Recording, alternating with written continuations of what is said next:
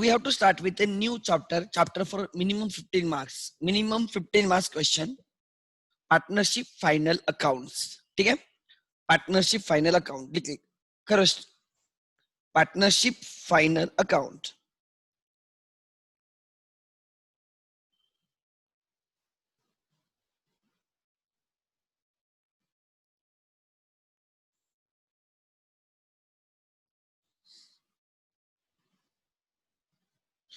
Partnership prepare final accounts at the end of every year. Indian Partnership Act does not require you to prepare final accounts. Huh?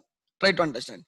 IPA 1932 does not require a partnership firm to prepare final accounts. It is Income Tax Act which requires partnership to prepare final accounts. Sole proprietorship के लिए तो कोई act नहीं है, वहां पे भी income tax act requires you to prepare final accounts. ठीक है, जैसे कंपनीज में companies act requires companies to prepare final accounts, उसमें उसका फॉर्मेट भी दिया है. Companies act has a schedule 3, उनके balance sheet and P&L companies के इसमें शेड्यूल 3 के हिसाब से बनाया जाता है. वैसे पार्टनरशिप के लिए कोई पर्टिकुलर शेड्यूल, पर्टिकुलर फॉर्मेट नहीं है, and therefore we follow a general format. We follow the general format. ठीक है, सो partnership final accounts includes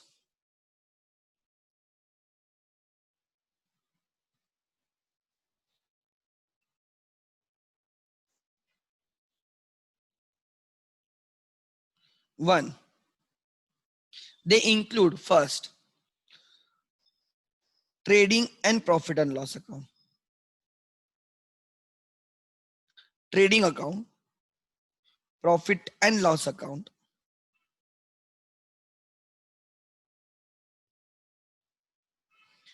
ठीक है. Trading account gives what? Gross profit or gross loss?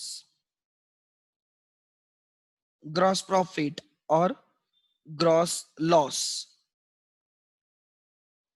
P&L account gives net profit or net loss. Net profit or net loss.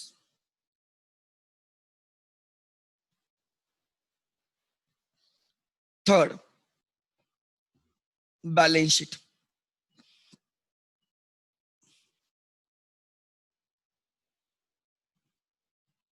Balance sheet.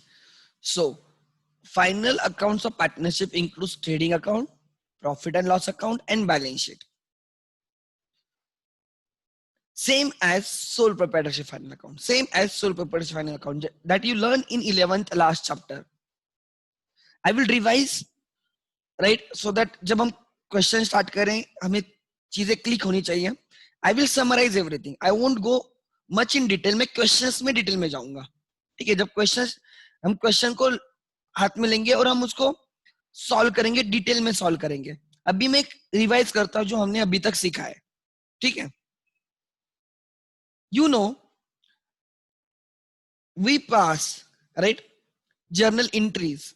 From that we prepare trial balance, right, ledger and then trial balance. So basically whenever you see a trial balance, there are 4 types of accounts in the trial balance. 4 types of accounts. एक होते assets account, दूसरे होते liabilities account, then assets, liabilities, incomes and expenses. Basically 4 types of accounts: assets, liabilities, incomes and expenses. Incomes and expenses, try to understand, are again divided into 2. Incomes are sales income and other income. Sales income and other income.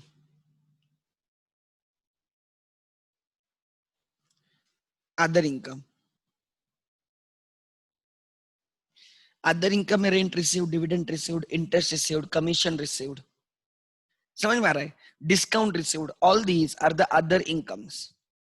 And expenses are divided into direct expenses and indirect expenses.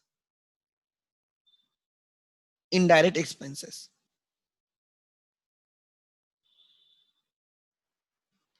What do you mean by direct expenses and indirect expenses? This classification is very important. पूरे final account में ये सबसे important classification है. Direct expenses are the expenses, right, of purchases and expenses related to the purchases. When you purchase the goods or when you manufacture the goods, you incur many expenses. All those expenses which are incurred in connection with the purchases of goods or for the manufacturing of the goods are called as direct expenses. They are connected with the manufacturing or purchases. ये सबसे important है. Purchases of what? Goods. Manufacturing what? Goods. All those expenses will be treated as direct expenses. Example, purchase account itself is a direct expense. Then carriage inward, freight inward, octroi charges, wages and salary, productive wages. Then manufacturing expenses, power, heat, right? Factory related expenses like factory insurance, factory lightning, factory rent. All those expenses, they have debit balances obviously. They are related to purchase of goods or manufacturing of the goods. They are the direct expenses. And other than direct expenses, all are indirect expenses. So अगर आपको direct expenses भी पता है तो आप बाकी सब expenses क्या रहेंगे आपके लिए? Indirect expense रहेंगे. Then assets have debit balances. Yes. Liabilities have credit balances.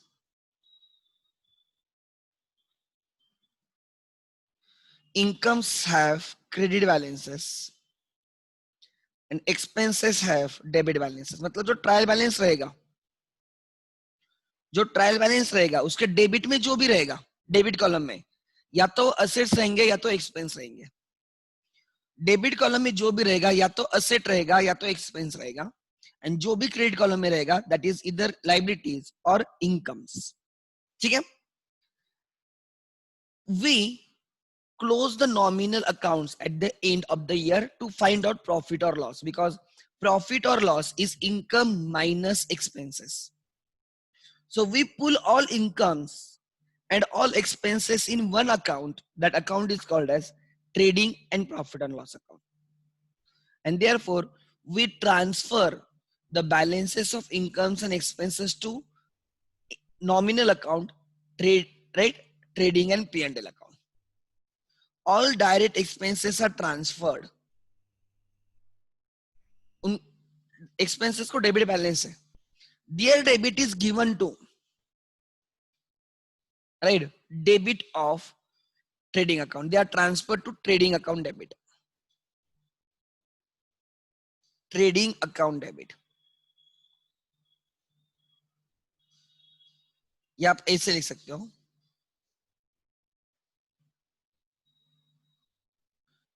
This is your account.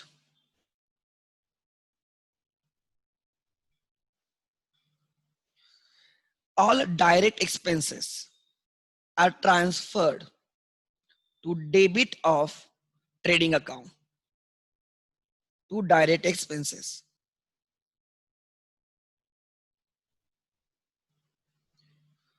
Sales income has a credit balance. It is transferred to credit of trading account by sales.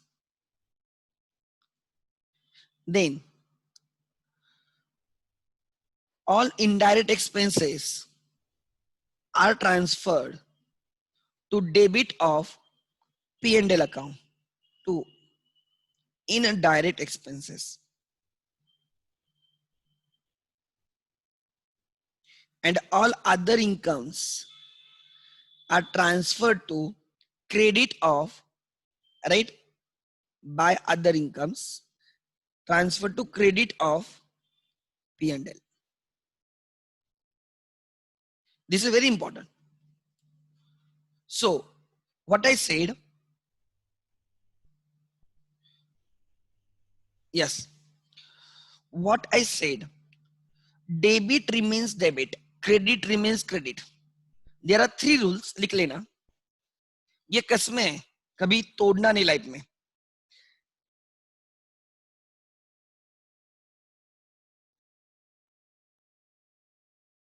Number 1, debit remains debit and credit remains credit in final account.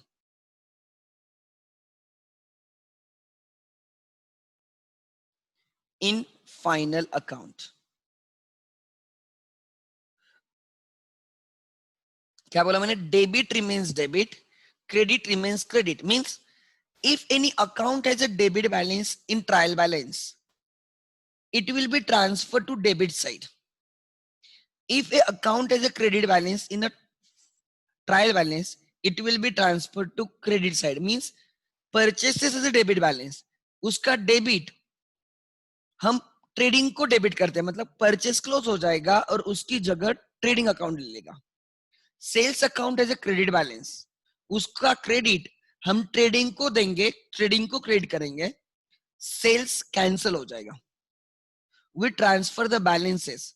इसलिए जो debit balance है जब transfer करूंगा तो जो जिस account में transfer कर रहा हूँ उसको डेबिट ही करना पड़ेगा. क्रेडिट बैलेंस जब मैं ट्रांसफर कर रहा हूँ तो जिस अकाउंट में मैं ट्रांसफर कर रहा हूं उसको मुझे क्रेडिट ही करना होगा. Therefore debit remains debit and credit remains credit in a final account. गलती से भी डेबिट का आइटम क्रेडिट पे नहीं लिखना है, क्रेडिट का आइटम डेबिट पे नहीं लिखना है. अदरवाइज राइट आप कभी भी बैलेंस शीट टैली नहीं कर पाओगे. Debit remains debit, credit remains credit. This is very very fundamental rule. So trial balance के जो डेबिट में है वो डेबिट पे ही लिखा जाएगा, ट्रायल बैलेंस के जो क्रेडिट पे है वो क्रेडिट पे ही लिखा जाएगा. This is my first rule. Second rule, every item of trial balance, every item of trial balance has one unique effect or a place in final account. Every item of trial balance has one unique effect in the final account. जो भी trial balance में रहेगा वो एक ही जगह पे आएगा. Why it comes at a one place only? Reason, जो भी ट्रायल बैलेंस में वो लेजर से आया होगा. लेजर में मतलब वो जर्नल से आया होगा, मतलब उसकी एंट्री हो चुकी है. जर्नल से आया है मतलब अब ट्रायल बैलेंस कहाँ से बनता है? लेजर. लेजर कहाँ से बनता है? जर्नल. मतलब जब हमने जर्नल में उसके 2 इफेक्ट्स दिए होंगे, so for that item second effect हो चुका है, वो किसी दूसरे अकाउंट में रहेगा second effect. So we are not required to write complete the second effect because वो ऑलरेडी हो चुका होता है. However third,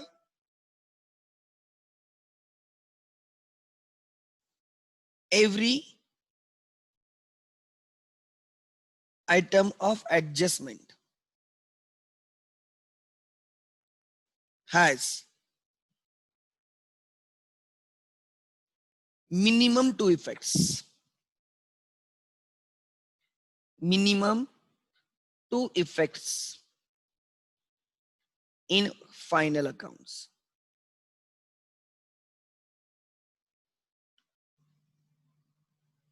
Every item of adjustment has minimum 2 effects in the final accounts. Minimum 2.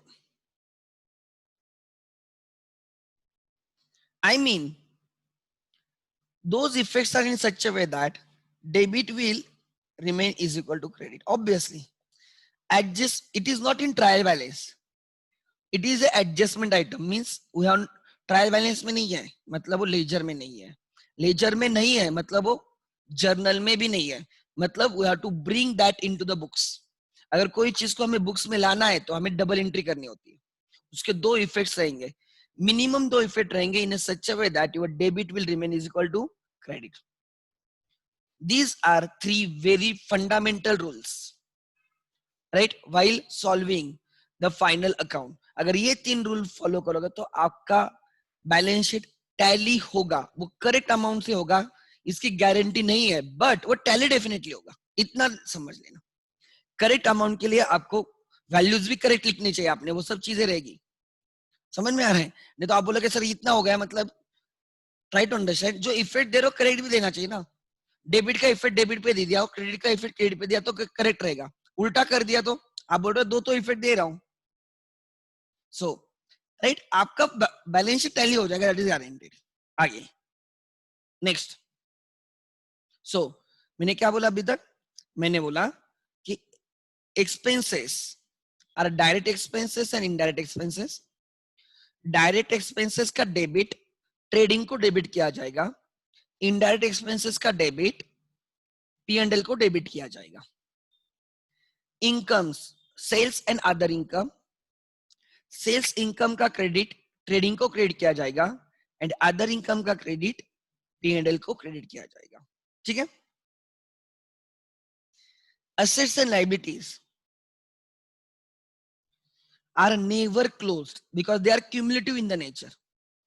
We close nominal accounts क्यों? Because हमें profit ढूंढना होता है at the end of the year. अगर हमें प्रॉफिट नहीं ढूंढना है तो हम क्लोज भी नहीं करेंगे, but we have to find out the profit. And उस प्रॉफिट ढूंढने के लिए व्हाट इज योर प्रॉफिट, आप मैथ्स में अगर मैं पूछता हूँ 7th स्टैंडर्ड में आपने किया होगा, what is the profit? Income minus expense. तो मैंने यही किया ना, क्रेडिट साइड पे मैं इनकम लेके आया, डेबिट साइड पे मैं एक्सपेंस लेके आया। सो क्रेडिट से जब मैं डेबिट माइनस करूंगा, इनकम से मैं जब एक्सपेंसेस माइनस करूंगा तो मुझे प्रॉफिट मिलेगा। Yes, in order to find out the profit I need to close nominal accounts. However, assets and liabilities account are not closed. They are transferred from one accounting year to the next accounting year. They get closed only when you receive the money against the asset, means you sell them or you receive the money. Right? Liabilities gets closed when you pay off them. आप जब उनका payment करोगे तब liabilities हो जाएगा. Otherwise, assets and liabilities accounts are never ever closed. They are carried forward from one year to another year. So, and that is done through their presentation in the balance sheet.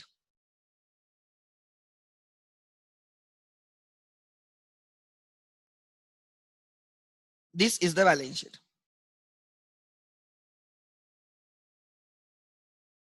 I know ऐसा एक भी बच्चा नहीं होगा कि जिसने कभी balance sheet trading and P&L देखा नहीं होगा, ऐसे एक भी बच्चा नहीं रहेगा, इतना गारंटी है। हाँ, थोड़ा आगे पीछे हो सकता है, मतलब मुझे एग्जैक्ट पता नहीं आइटम कहाँ पे जाता है, बट फॉर्मेट तो पता होगा। And this is trading and P&L.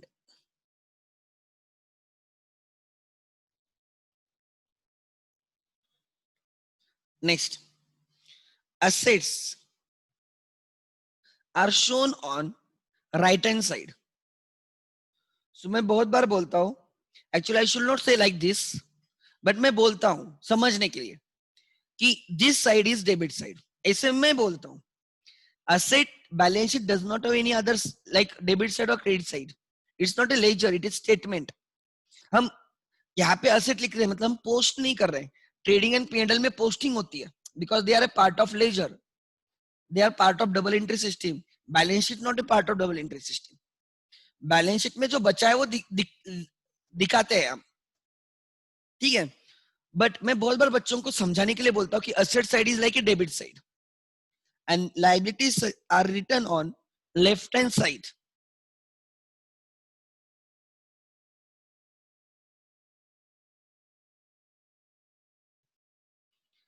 So इससे मुझे एक सेंटेंस याद आया, ध्यान देना।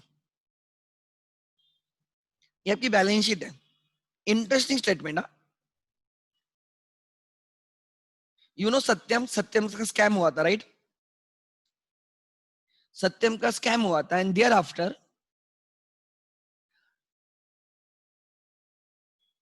उसका जब पूरा इवेल्युएशन हुआ, क्या स्कैम हुआ है क्या हुआ है, It was done by the president, the former president of the Institute of Chartered Accountants of India.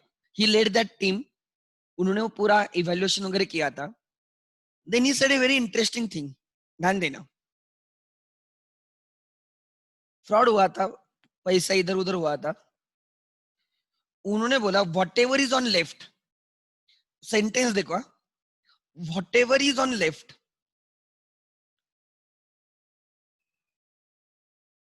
is not left. Whatever is on left is not left, and whatever is on right, whatever is on right is not right. Is not right. क्या बढ़िया sentence है. कोई बोलेगा ये क्या लिखा है. Whatever is on left मतलब he is talking about assets.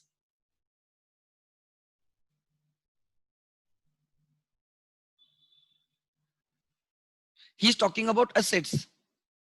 Sorry, उल्टा होता है. Whatever is on right is not left, and whatever is on left is not right. Sorry. ठीक है.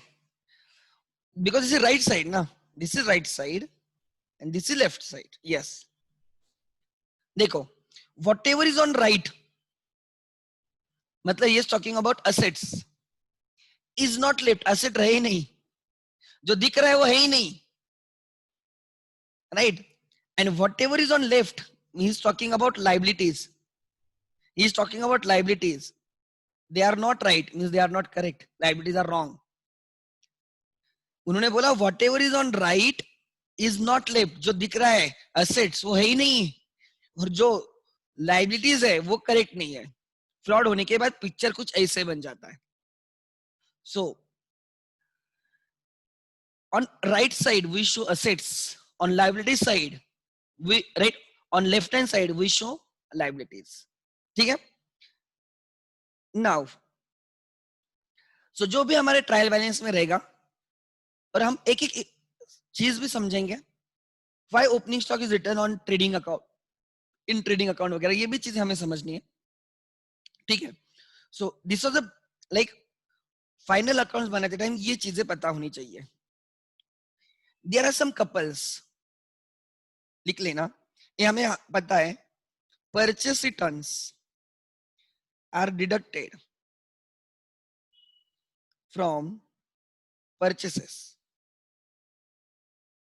परचेस रन को परचेस से माइनस करते हैं. Second, sales returns are deducted from sales. And third couple is drawings and capital. Drawings are deducted from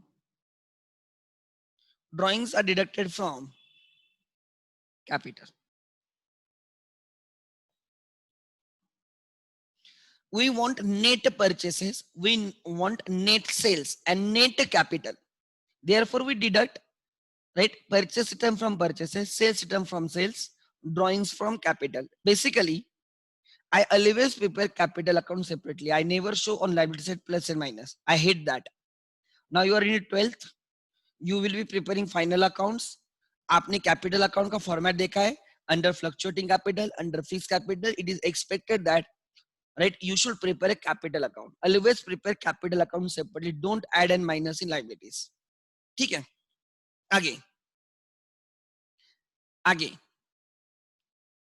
Now what are the examples of the direct expenses? I will directly take you to the textbook.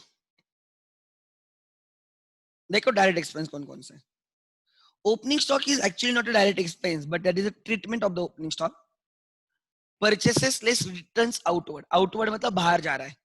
जो purchase किया वो बाहर जा रहा है. Carriage inward, freight या freight inward लिखो वहां पे आपके टेक्स्टबुक में. टुडे एटलीस्ट आई एक्सपेक्ट कि आपने बुक तो परचेस की, उतना तो आपने किया होगा. फ्रेट और freight inward.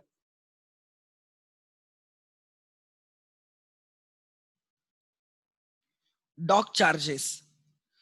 When you import the goods, बंदरगाह पे जो आपको पैसे देने पड़ते हैं ना, जो चार्जेस लगते हैं वहां पे, उसको डॉक चार्जेस बोलते हैं. Custom duty, again at the time of import. Wages और productive wages, productive manufacturing wages, wages just wages और प्रोडक्टिव वेजेस और मैन्युफैक्चरिंग वेजेस, वहां पे स्लैश करके लिखना, उनका मिस हुआ है. Wages, productive wages, manufacturing wages. So unproductive wages, P&L, indirect expense. Non-manufacturing wages are P&L. Wages and salaries. If wages and salaries है, तो first is wages. So more importance is to the wages and then it is debited to trading account. But अगर salaries and wages लिखा होगा, तो more importance is to the salaries that will be debited to P&L. Import duty, again import.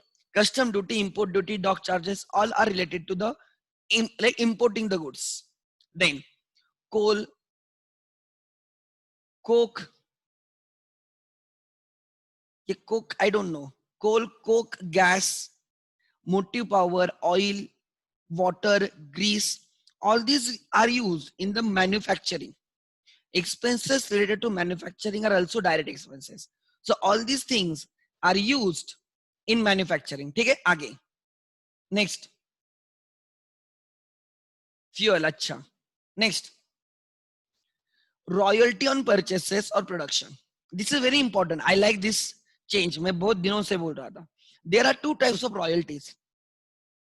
एक royalty होती है on the production और purchase and दूसरी royalty होती है on sales. Try to understand. एक रॉयल्टी होती है परचेस के लिए, प्रोडक्शन के लिए, दूसरी होती है सेल्स के लिए.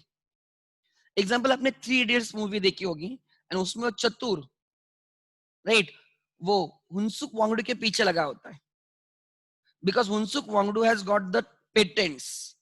उसने कोई लाइक डिस्कवरी की होगी, उसके पास वो पेटेंट्स रहेगा and that Chatur wanted his company to produce those goods, right, using that, produce the goods using those patents and उसके लिए वो उसके पीछे रहता है. सो अगर वो हुनसुक वांगडू ने उसको पेटेंट देंगे, वो प्रोडक्शन के लिए यूज होगा. And in that case, the Chatur will pay to the royalty. That royalty is for the production.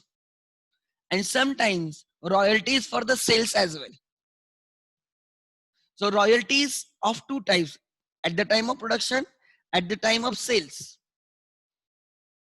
So royalty on production is a direct expense trading.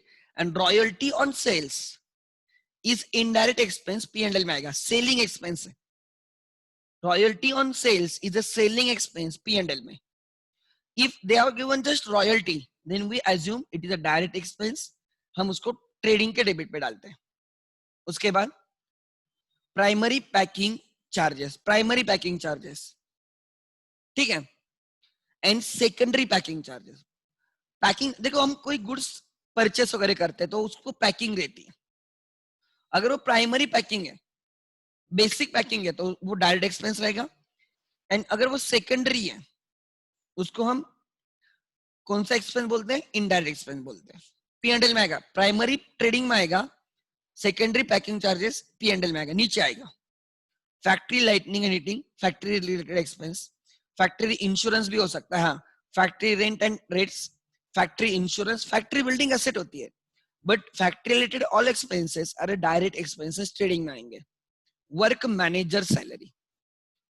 Then credit पे sales, less sales return, goods lost by fire outflow, goods lost by theft outflow, goods distributed as free sample outflow, goods lost by in accident outflow, goods withdrawn by partner outflow. All these are outflows.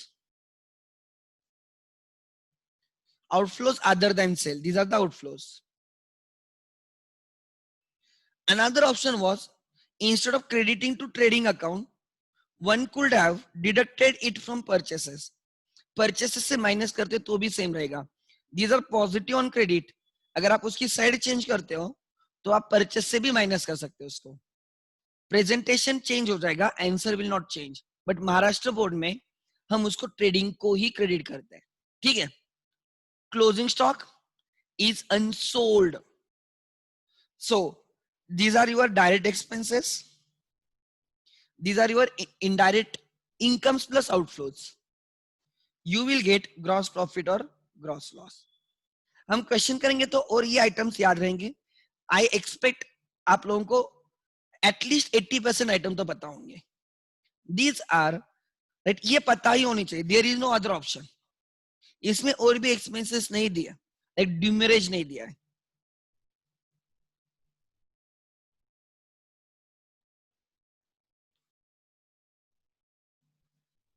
ड्यूमरेज, ड्यूमरेज is again dock charges ऐसा होता है, बंदरगाह पे आपको जो taxes देने होते हैं उसको ड्यूमरेज बोलते हैं, चार्जेस जो देने होते हैं उसको ड्यूमरेज बोलते हैं, देयर राइट। सो नॉट, ये लिस्ट कंप्लीट है but this list is sufficient. नहीं, what are indirect expenses? Salaries, salaries and wages, rent, rates and taxes, insurance, electricity, lightning. देखो यहाँ पे एक वर्ड यूज किया है, फैक्ट्री लाइटनिंग। ऊपर factory lightning heating is a manufacturing expense, but normal lightning electricity is indirect expense, admin expense होता है वो।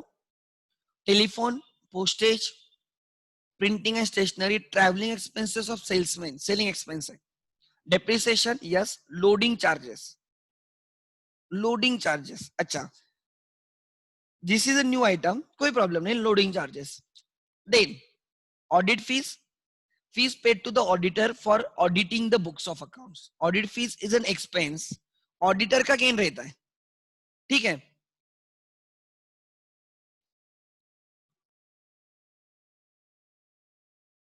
I didn't get, ठीक है, मैंने क्या बोला आपको, right. Audit fees is an expense of the business and is the income of the auditor. Entertainment expenses, entertainment expenses आगे एग्जाम्पल, हम हमारे एम्प्लॉयज को मूवी दिखाने, एम्प्लॉयज को मूवी दिखाने लेके गए, समझ में आ रहा है, उनको एक ट्रिप निकाली, या हमारे जो क्लाइंट्स आते हैं उनके लिए कुछ हमने मूवी वगैरह अरेंज की, समझ में आ रहा है, उनको ट्रिप अरेंज की, दोज आर एंटरटेनमेंट एक्सपेंसेस। या ऑफिसेस में क्या होता है, ऐसे डे सेलिब्रेट किए जाते हैं तो उसके लिए भी कुछ खर्चे होते हैं, तो that is entertainment expenses. Repairs, renewals and maintenance, repairs expenses indirect. Interest on loan, indirect expense. Sundry or miscellaneous expenses, if you remember, trade expenses, trade expenses, if they are in combination with trial balance में trade expense है, and at the same time there are miscellaneous expenses, sundry expenses और general expenses। General expense अगर trial balance में दोनों है, trade expense भी है और सन्ड्री, मिसलेनियस और जनरल एक्सपेंसेस भी है, तो ट्रेड एक्सपेंस ट्रेडिंग के डेबिट पे जाएगा, मिसलेनियस, सन्ड्री और जनरल एक्सपेंस P&L के डेबिट पे जाएगा। बट अगर दोनों में से एक ही होता है, कुछ भी होने दो, वो P&L के डेबिट पे जाएगा। क्या बोला, अगर दोनों होंगे तो ट्रेड एक्सपेंस ट्रेडिंग के डेबिट पे, दूसरा एक्सपेंस P&L के डेबिट पे।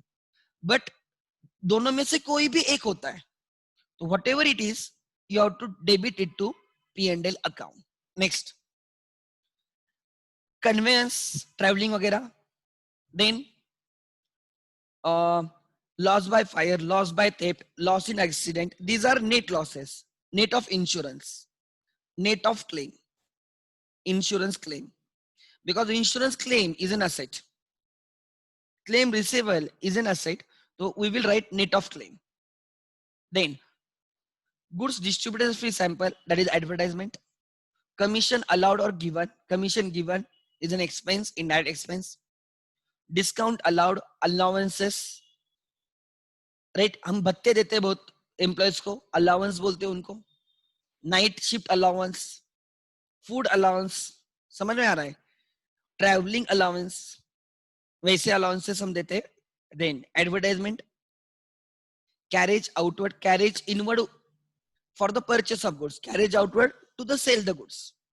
Indirect expense, sales charges, right? Then bad debts, export duty, import duty direct at the time of receiving the goods, export duty to the export the goods, sell karte time. So it is a selling expense and therefore indirect. Taxes, indirect. General expenses, trade expenses. देखो trade expense का कुछ लिखा है क्या उन्होंने? कोई ऐसे assumption नहीं लिखा, ठीक है. लीगल चार्जेस, लाइक हम लॉयर की कंसल्टेशन वगैरह लेते हैं, अगर कोई डिस्प्यूट चल रहा है तो in that case we have to pay legal charges. That legal charges and expenses. Auditor को ऑडिट फीस दी जाती है, लॉयर को लीगल चार्जेस दिए जाते हैं. प्रोफेशनल चार्जेस, एग्जांपल हमारे ऑफिस का इंटीरियर किसी ने डिजाइन वगैरह किया है तो उसके वो प्रोफेशनल फीस रहेगी, वो पे करेंगे. Someone is giving us services, उसके प्रोफेशनल फीस हो सकती है, वो रहेगा. कोई हमारे राइट एम्प्लॉयज को ट्रेनिंग दे रहा है, उनके प्रोफेशनल चार्जेस हो सकते हैं. Bank charges, bank levies many charges, वो. Solicitors fees, solicitors like advocates fees. Secondary packing charges. Loss on sale of fixed asset, loss is in loss, P&L debit. अगर प्रॉफिट होगा, profit on sale of fix asset credit रहेगा. Then profits are credited, losses are debited. Then आगे commission received, discount received, interest received, dividend received, rent received, other incomes, other receipts, profit on sale of assets. Then so ये सब चीजें obviously हम solve करेंगे, we will be solving many questions. So by that end आपको पता होगा जहां पे कंफ्यूजन है, राइट, वो 2-3 बार पढ़ोगे तो याद भी रह जाएगा, ऐसे कुछ नहीं है. Logic, what is the logic? All those expenses related to purchases manufacturing are direct and all those expenses other than direct, all those expenses other than direct expenses are indirect, as simple as that. ठीक है. Then आगे, yes, it is clear.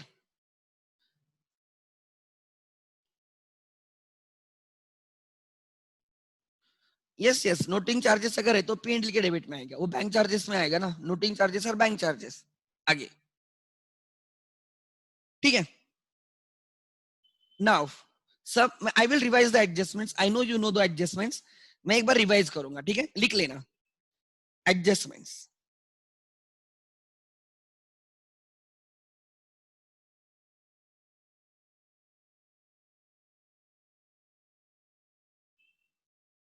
Adjustments first, closing stock. सबसे पहले valued at cost price और net realisable value, जिसको आप लोग market price बोलते हो. मार्केट प्राइस नहीं होती एक्चुअली, वो नेट रियलाइजेबल वैल्यू होती है. एनआरवी लिख लेना, net realisable value. Net realisable value, what do you mean by net realisable value? आपके हाथ में क्या आएगा वो. Example, you have 10,000 units in hand unsold, you had purchased example 1 lakh units, उनमें से 90,000 units सेल कर चुके हो and 10,000 units are in hand. 10,000 units are in hand, ये अभी सेल नहीं हुए, ये नेक्स्ट ईयर में सेल होंगे, ये नेक्स्ट ईयर में सेल होगा. अगर वो सेल होता है तो कितना मिलेगा? सपोज 10,000 units है, if I sell I will get 100 each. And ये सेल फ्री में तो नहीं होगा. To make that sale happen मुझे कुछ खर्चे करने पड़ेंगे, एडवर्टाइजमेंट वगैरह. सपोज उसके लिए मुझे 10 रुपए लगेंगे, एक यूनिट के पीछे 10. So I will say my net reserve value is 10,000 multiplied by 90. I will receive 90 only.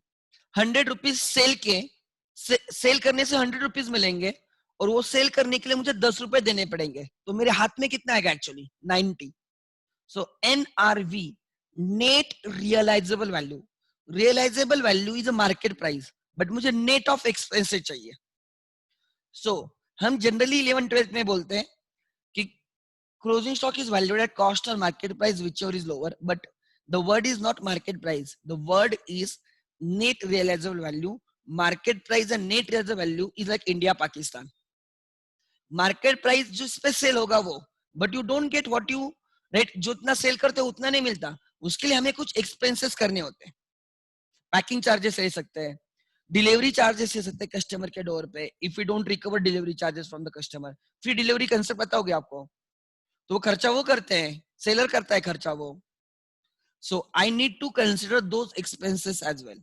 So net realisable value, जिनको लिखना है फॉर्मूला लिख लो. Net realisable value is expected selling price. No one will ask you in your 12th, but this is called as conceptual learning. ये खाली market price आपको कोई गालियां देगा फिर, बोले आपने क्या सीखा.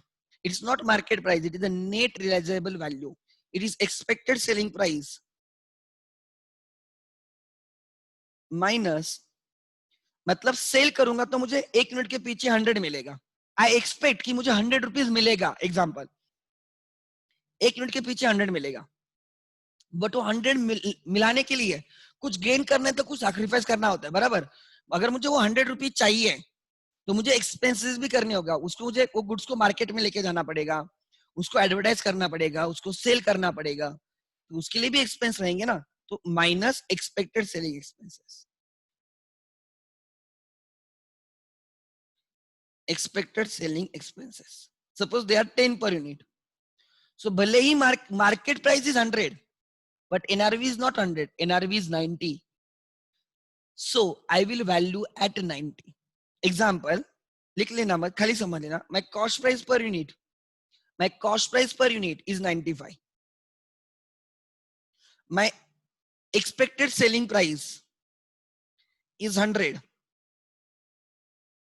आप बोलोगे सर हम 95 पे वैल्यू करेंगे, being cost or market price which is lower. But to realize this 100, I have to incur some expenses. Expected selling expenses are 10. So I should not compare 9500. I should compare 95 cost and NRV. NRV is 90. And I will value at 90 and not 95. This is the difference, and this is a concept. Closing stock is valued at cost or NRV, which is lower. आपके text book में they won't tell you about NRV, but जब भी आप market price देखते हो तो आप बोलना ये मार्केट प्राइस नहीं, NRV है. क्या है ये? NRV, net realisable value given by accounting standard 2 inventories, AS2 inventories. समझ में आ रहा है? Let me show. CA foundation में मैं वही चैप्टर अभी मैं ले रहा हूं.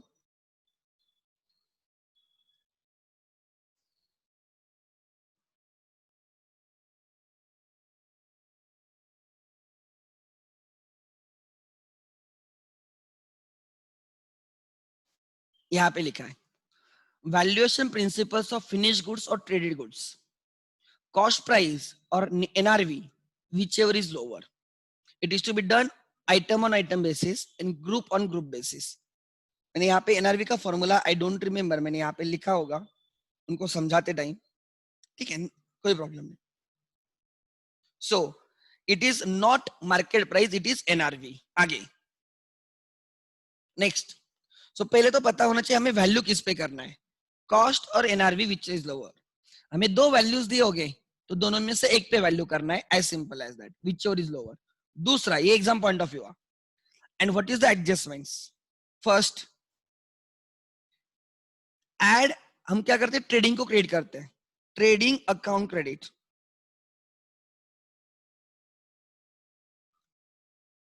एक क्रेडिट हो गया तो दूसरा डेबिट होना चाहिए.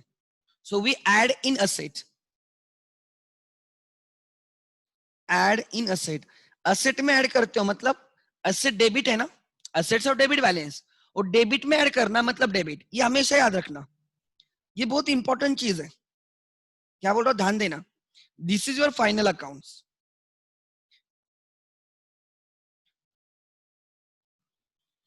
This is trading and P&L. And this is balance sheet. Liability side and asset side. If you add on expenses, आप अगर expense में कुछ add करते हो, आप डेबिट करते हो, हमेशा याद रखना। If you add something in expense, debit में ऐड कर रहे हो मतलब डेबिट हो रहा है। If you deduct from something from expenses, अगर एक्सपेंसेस में ऐड होना मतलब डेबिट। एक्सपेंस से माइनस होना, डेबिट से माइनस कर रहे हो मतलब क्रेडिट कर रहे हो, चाहे तो लिख लो। अगर आप एक्सपेंसेस में कुछ ऐड करते हो मतलब डेबिट कर रहे हो, दूसरा इफेक्ट क्रेडिट होना चाहिए। अगर आप एक्सपेंसेस से कुछ माइनस कर रहे हो, लाइक प्रीपेड एक्सपेंस एग्जांपल, आप एक्सपेंस से माइनस करते हो मतलब आप एक्चुअली क्रेडिट कर रहे हो वहां पे, तो दूसरा इफेक्ट डेबिट में होता है, हम एसेट में ऐड करते हैं। If you add something in income, if you add something in income, आप क्रेडिट कर रहे हो, क्रेडिट में add is a credit. And if you subtract something from income, income से अगर कुछ माइनस करोगे it is debit. Add in expense debit, add in income credit, minus from expense is credit, minus from income is debit. If you add something in asset, कोई चीज अगर asset में, like closing stock you add in asset, prepaid expenses you add in asset, insurance claim you add in asset. Are you getting my point? You add them in asset, मतलब आप उनको debit कर रहे हो, उस asset को क्या कर रहे हो, डेबिट। एग्जाम्पल क्लोजिंग स्टॉक, हम बोलते हैं ट्रेडिंग के क्रेडिट में लिखो मतलब क्रेडिट करना है, एंड हम बोलते हैं एसेट में ऐड करो मतलब एसेट को डेबिट कर रहे हो। सो एक डेबिट है एक क्रेडिट है, अब क्यों बैलेंस शीट टैली नहीं होगी, होगी होगी। आगे, if you subtract something from asset, हम उस असेट को क्रेडिट कर रहे हैं, like depreciation, like bad debts, we deduct from asset, मतलब असेट को क्रेडिट कर रहे हैं, and we add in expense, हम एक्सपेंस में ऐड करते हैं मतलब डेबिट कर रहे हैं।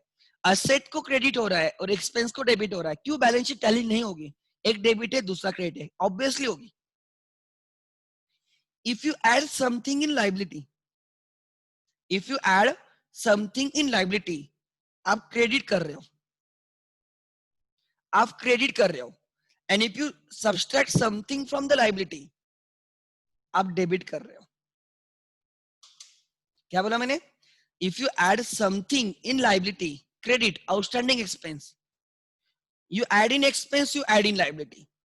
ऐड इन एक्सपेंस मतलब डेबिट, ऐड इन लाइबिलिटी मतलब क्रेडिट, एक डेबिट है दूसरा क्रेडिट, टैली होगी। Are you getting my point? Next, interest on loan, you add in expense debit, you add in liability credit. Are you getting my point? Next, income received in advance, you minus from income, income से minus, credit से minus मतलब debit, and you add in liability credit। income से minus करना, credit side से minus कर रहे हो, debit हो रहा है वो, and liability में add करते हो मतलब debit, एक debit दूसरा credit। आगे, this is the very important thing। सो जब भी आप असेट में ऐड करते हो तो बोलो हम डेबिट कर रहे हैं, असेट से माइनस कर रहे हो बोलो हम क्रेडिट कर रहे हैं, लाइबिलिटी में ऐड कर रहे हो बोलो क्रेडिट कर रहे हैं, लाइबिलिटी से माइनस कर रहे हैं मतलब बोलो डेबिट हो रहा है। एक्सपेंसेस में ऐड कर रहे हैं सर, डेबिट कर रहे हैं सर, एक्सपेंस से माइनस कर रहे हैं, क्रेडिट कर रहे हैं सर। इनकम में ऐड कर रहे हैं सर, क्रेडिट कर रहे हैं, एंड अगर इनकम से माइनस कर रहे हैं तो डेबिट कर रहे हैं सर। तो दूसरा इफेक्ट आप ढूंढ नहीं सकते, एक डेबिट है तो दूसरा क्या होना चाहिए, क्रेडिट। आगे, ठीक है, देन क्लियर है? हाँ,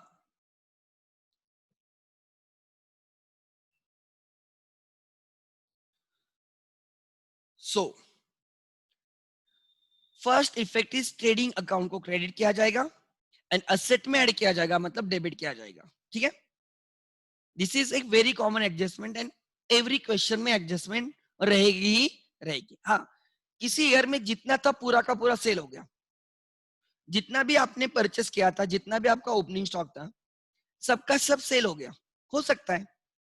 ऐसे केसेस में there is no closing stock, तो फिर क्लोजिंग स्टॉक की एडजस्टमेंट होगी नहीं, बट ऐसे क्वेश्चंस नहीं होंगे, हमारे हर क्वेश्चन में क्लोजिंग स्टॉक रहेगा ही रहेगा। आगे, एग्जाम ओरिएंटेड, ठीक है, क्लोजिंग स्टॉक रहेगा। सेकंड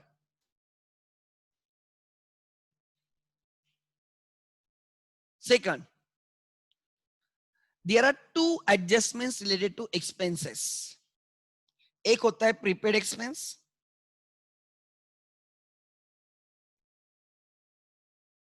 प्रीपेड एक्सपेंसेस, मैं इसको एक हेडलाइन बोलता हूं, आर नॉट एक्सपेंसेस। ये एक्सपेंस नहीं होते। Anything paid in advance is not expense but asset. Prepaid expenses भले ही उनके नाम में एक्सपेंस है, आपके नाम में सचिन होने से आप सचिन तेंदुलकर नहीं बनते। समझ में आ रहा है? On similar basis prepaid expenses भले ही वो नाम एक्सपेंस है, does not mean they are expenses, they are actually assets, not expenses but assets. बराबर ना रे? They are assets. मतलब फर्स्ट इफेक्ट एक्सपेंस से हटाना होगा, deduct from expense.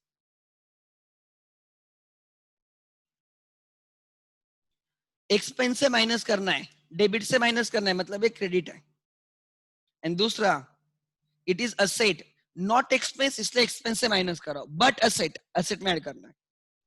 Add in asset, asset में ऐड करना मतलब डेबिट।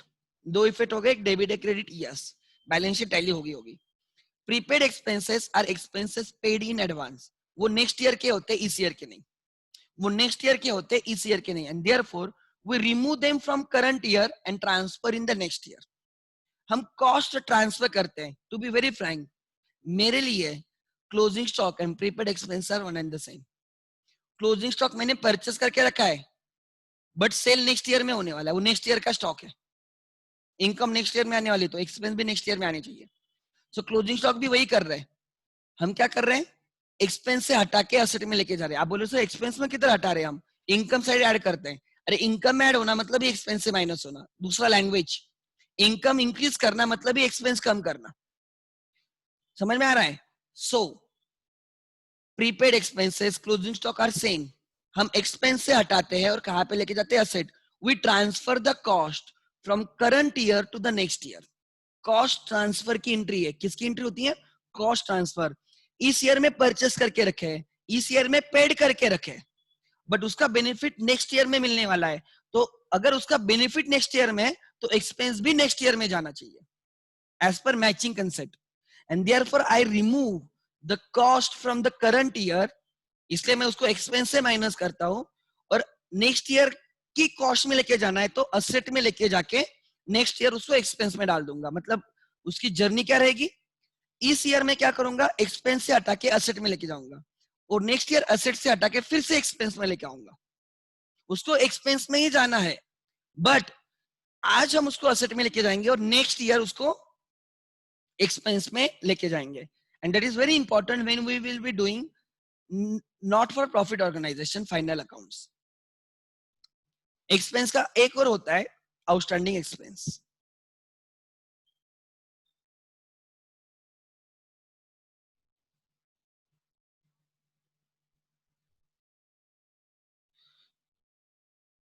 एक्सपेंस पेएबल, कोई लोग उसको एक्रूड एक्सपेंस बोलते हैं, accrued expenses. These are the various names associated with, right, outstanding expenses. Outstanding expense, try to understand. Outstanding expenses are the expenses. Outstanding expenses are the expenses which are not yet paid. वो expense है, but paid नहीं हुए। क्या बोला मैंने? वो expense है, but paid नहीं हुए।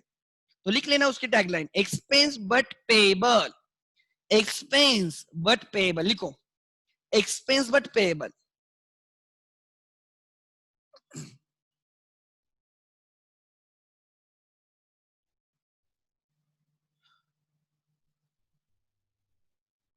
First, we add in expense.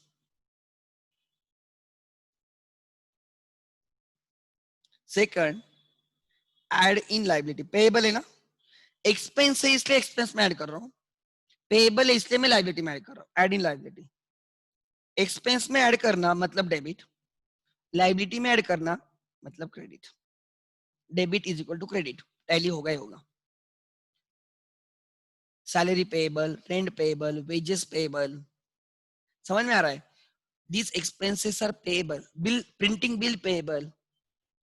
We add them in expense because वो इस ईयर के, आपने पेड भले ही नेक्स्ट ईयर में किए हैं, करोगे, बट वो तो इस ईयर के बिलोंग करते हैं, तो आज हम उसको एक्सपेंस दिखा के लाइबिलिटी क्रिएट करेंगे और नेक्स्ट ईयर में वो लाइबिलिटी पे करेंगे।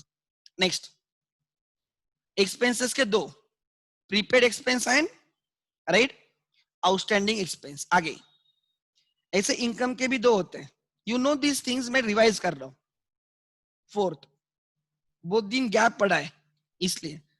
Outstanding expenses, outstanding expense. अब इनकम के दो, income received in advance,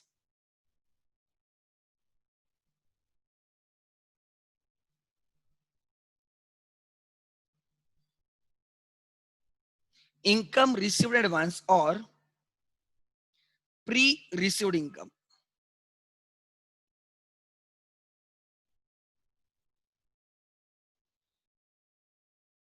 income received advance और प्री रिसीव्ड इनकम, ये राइट, ये इनकम ये होती है जो पहले ही मिलती है हमें, हमने काम नहीं किया होता है, हमने गुड सेल नहीं किए होते, हमने सर्विसेज नहीं दिए होते, फिर भी एडवांस में पैसे आते हैं। Sometimes we take advance from our customers before we actually complete the work, that is received advance. देखो वो एडवांस में मिली है, वो इनकम नहीं है, वो लाइबिलिटी है। पैसा आता है, लक्ष्मी को कभी नहीं नहीं बोलना, आ रहा है पैसा तो ले लो, लक्ष्मी को नहीं नहीं बोलना, ले लो, but don't show it is a asset, don't show it is an income, show it as a liability. तो लिख लेना, नॉट इनकम बट लाइबिलिटी, ये इनकम नहीं होती है, लाइबिलिटी होती है, नॉट इनकम बट लाइबिलिटी। और हमारा जो मुनीम जी होता है ना, जिसने ट्रायल बैलेंस वगैरह किया होता है ना, वो गधा होता है, गधा, उसको कुछ नहीं आता है, इसलिए हमें सब एडजस्ट करना पड़ता है। समझ में आ रहा है? उसने इसको इनकम बोला होगा, पैसा मिला उसको लगता है इनकम, पेड किया उसको लगता है expense. We being a right educated accountant, we are in position to rectify the errors। जब पैसा आया होगा उसने इनकम दिखाया होगा, मैं बोलूंगा भाई ये पैसे का काम किया क्या तूने, वो बोलेगा नहीं, तो कैसे इनकम हो गई? अगर तूने काम नहीं किया है तो इनकम होगी क्या? नहीं, जिस दिन तू काम करेगा तब इनकम होगी। तो इसको इनकम से हटा और लाइबिलिटी में लेके जा, इनकम से हटाएंगे, not income, deduct from income.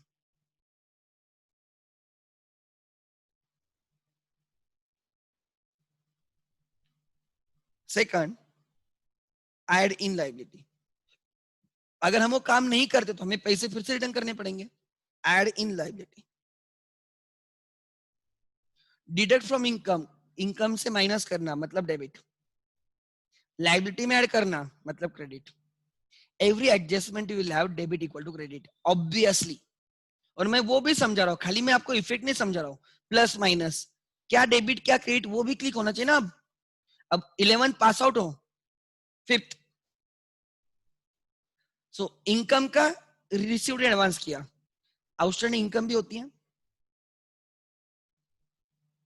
जैसे आउटस्टैंडिंग एक्सपेंस होते हैं वैसे आउटस्टैंडिंग इनकम भी होती है।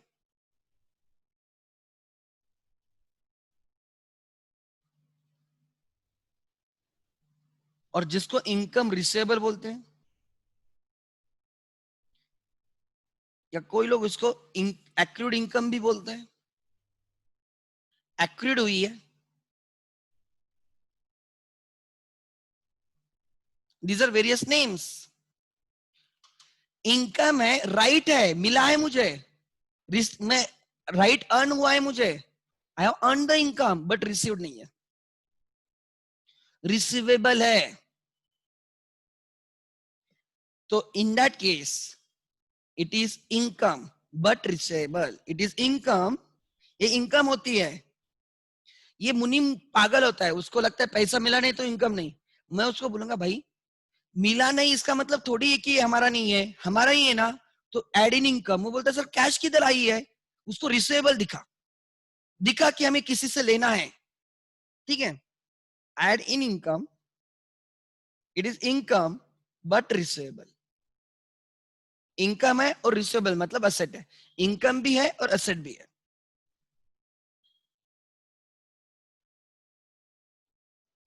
So first effect, add in income.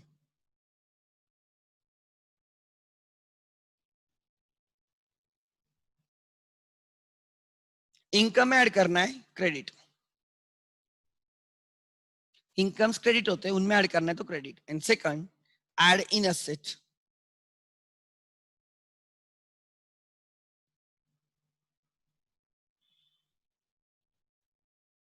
Debit, add in asset debit, ठीक है। So outstanding income, income receivable, accrued income, all these are income but not received in cash, हम उसको रिसीवेबल दिखाएंगे। सो क्लोजिंग स्टॉक हुआ, expense के दो, prepaid expense, outstanding expense, income के दो, income received advance, income receivable. Outstanding means what? Outstanding can be used with respect to income as well as expense. If you use it with respect to income, मतलब जो income earned है but received नहीं है, earned अलग और received अलग।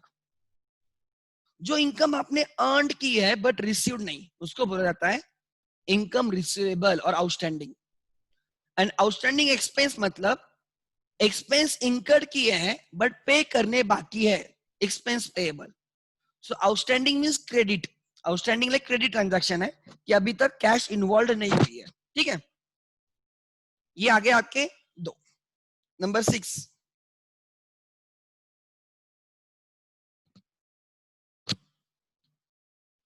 Adjustments related to debtors.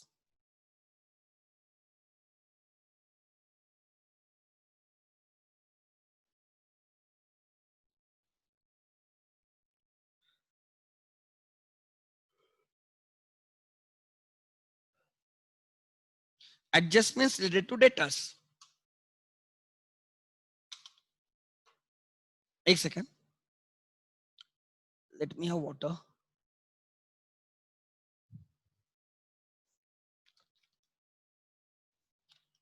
अच्छा कोई पिंक करो तब तक, कौन कौन से एडजस्टमेंट डेटर्स रिलेटेड होते हैं?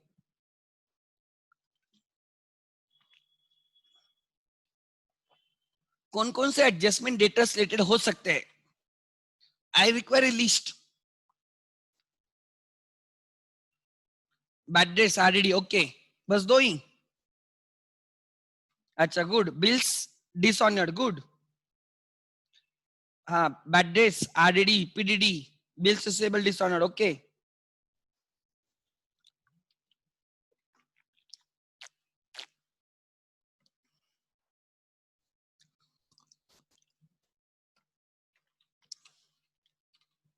इंसॉल्वेंसी मतलब बैड डेट्स, हाँ। आगे,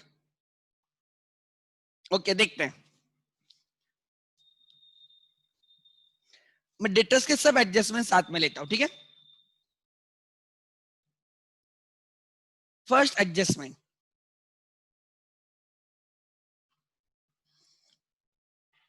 ए 6A, unrecorded sales।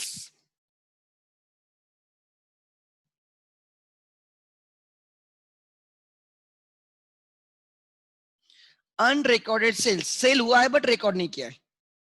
We assume it does not change your closing stock. बच्चे मुझे पूछते हैं सर, सर तो फिर क्लोजिंग स्टॉक चेंज करना पड़ेगा क्या? We assume it does not change the closing stock. ऐसे लिखा जाता है, सपोज ऑन 28 मार्च, 31 मार्च को हम बैलेंस शीट कर रहे हैं, right. On 28 March goods of rupees 20,000 are sold and dispatched. Goods गए बाहर, स्टॉक में नहीं है वो, but not recorded in the books. So closing stock को हाथ नहीं लगाना है। अनरिकॉर्डेड सेल्स, सेल किया है बट रिकॉर्ड नहीं हुआ है, तो सेल करोगे तो क्या होता है, सेल्स इनकम इंक्रीज करनी पड़ेगी। और सेल किसको करते हो? डेटर्स को। We assume it is a credit transaction. अगर एक कैश ट्रांजैक्शन होता तो कैश बैलेंस टैली नहीं होता आपका। लेकिन आपके गले में ज्यादा दिखता, कस्टमर आया, उसने, आपने उसको सेल किया, उससे कैश ले ली सपोज, तो कैश बुक में आप रिकॉर्ड करना भूल गए, कैश ट्रांजैक्शन रिकॉर्ड करना भूल गए कैश बुक में, तो कैश बुक में बैलेंस कम दिखेगा और गले में बैलेंस ज्यादा दिखेगा, ड्रॉवर में बैलेंस ज्यादा दिखेगा। तभी आपको समझ में आ जाएगा ये मैं भूल गया रिकॉर्ड करना। You tally cash daily basis, आप डेली कैश वेरिफिकेशन करते हो, डेली चेक करते हो कितनी कैश आई कितनी कैश गई, उसी दिन पकड़ा जाएगा कि ये कैश आई है बट रिकॉर्ड नहीं हुई है, इसलिए we assume it is a credit sale, it is assume that credit sale. So credit sale की एंट्री क्या होती है, debtors account debit to sales, debtors increase होंगे, सेल्स इंक्रीज होगा। सो लिखो first add in sales, add in sales मतलब credit, दूसरा effect add in debtors, add in debtors debit, add in sales and add in debtors. ठीक है, unrecorded sales, sale हुआ है record नहीं हुआ है, तो सेल्स का मैं आपके सेल्स में ऐड करूं, सेल किसको होता है डेटर्स को, तो डेटर्स में भी ऐड करो। This is first adjustment related to debtors. Second, bills receivable dishonour,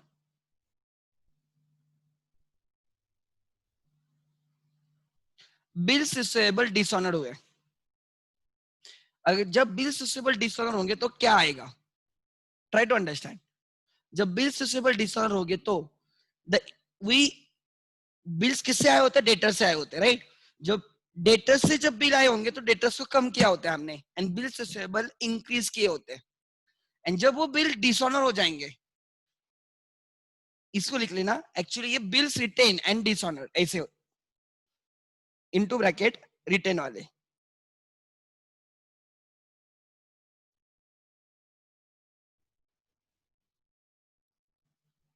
ठीक है, सो ओके, किसी का डाउट है क्या? अच्छा, सो बिल्स रिसीवेबल डिसऑनर, ठीक है, bad debts recovered is not related to debtors, bad debts recovered is not related to debtors, bad debts recovered की एंट्री आती है cash account debit to bad debts recovered, it is not related to debtors, it is income. So bills receivable dishonoured, so we किसने bill दिया होता है, debtors ने। जब debtors bills accept करते हैं तो डेटर्स डिक्रीज होता है और बिल्स रिसीवेबल इंक्रीज होता है, जब बाउंस हो जाएगा तो बिल्स रिसीवेबल कम होगा और डेटर्स में ऐड करना होगा। तो लिखो first deduct from bills receivable, जो चीज डिसऑन हो जाएगी उसकी वैल्यू नहीं रहेगी तो वहां से हटाओ, deduct from bills receivable, and second add in debtors, deduct from bills receivable credit, asset से कम हो रहा है क्रेडिट, एंड दूसरे असेट में ऐड हो रहा है debit, so your impact is deduct from bills receivable, add in debtors। ठीक है, then C,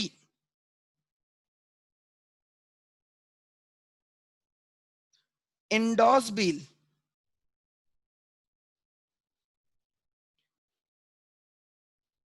endorse bill to creditor dishonored,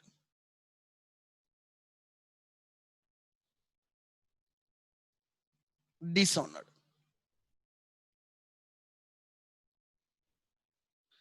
when we endorse the bill, हमें बिल आ गया पहले, डेटर्स कम हो गए, एंड जब हम एंडोर्स करें तो क्रेडिटर्स भी कम हो जाएंगे, एंड जब वो बिल डिसऑनर हो जाएगा तो डेटर्स को में ऐड करना होगा, क्रेडिटर्स में भी ऐड करना होगा।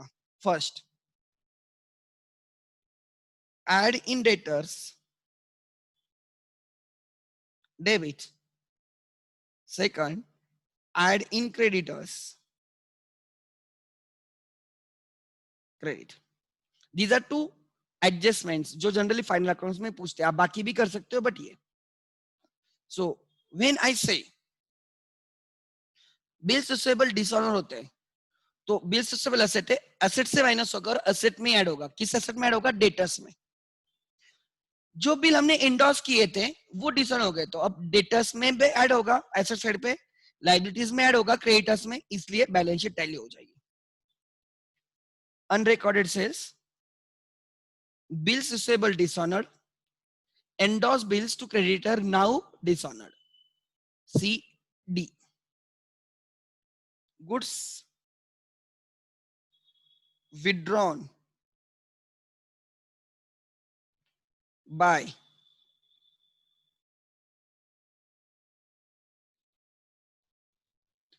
goods withdrawn by owner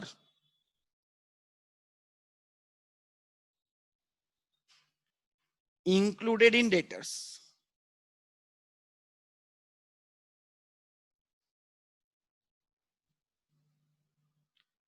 owner ने गुड्स विड्रॉ किए, एक्चुअली वो ड्रॉइंग्स है, हमें लगा वो हमारा डेटर बन गया, ये ड्रॉइंग्स है, हम कैपिटल से माइनस करना चाहिए, ड्रॉइंग्स में ऐड करके कैपिटल से माइनस होना चाहिए, बट हमने उसको गलती से डेटर्स में ऐड कर दिया.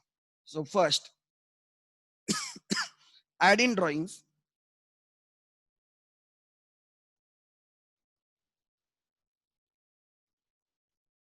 Debit, deduct from debtors, credit, unrecorded sales, bills receivable dishonored, endorsed bills dishonored, goods withdrawn by owner included in debtors. These are the adjustment which can impact your debtors. उसके सिवा number E, bad debts, RDD और PDD.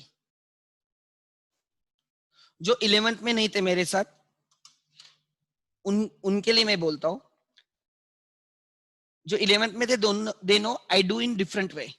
जैसे आपके text book में लिखा है वैसे नहीं, हम थोड़ा अलग ढंग से लॉजिकली करते हैं चीज.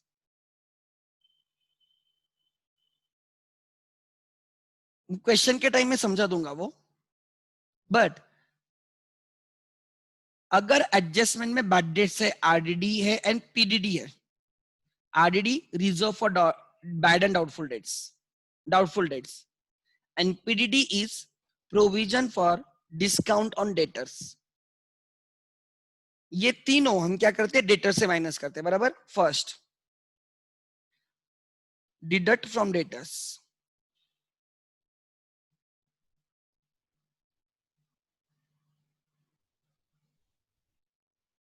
क्रेडिट होगा, डेटर से माइनस होगा तो. And second add in expenses, debit. And always remember, note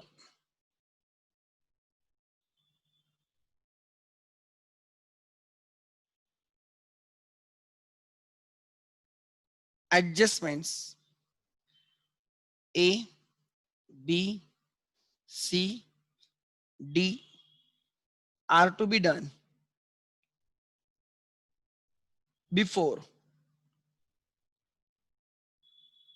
adjustment E.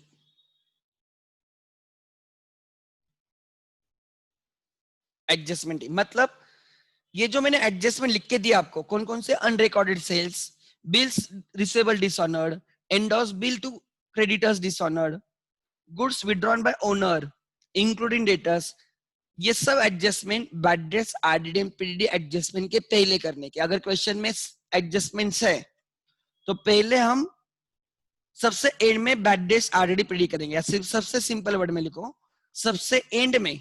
मैं क्वेश्चन हमेशा बोलता हूं, याद रखना ये एक और रूल, कसम.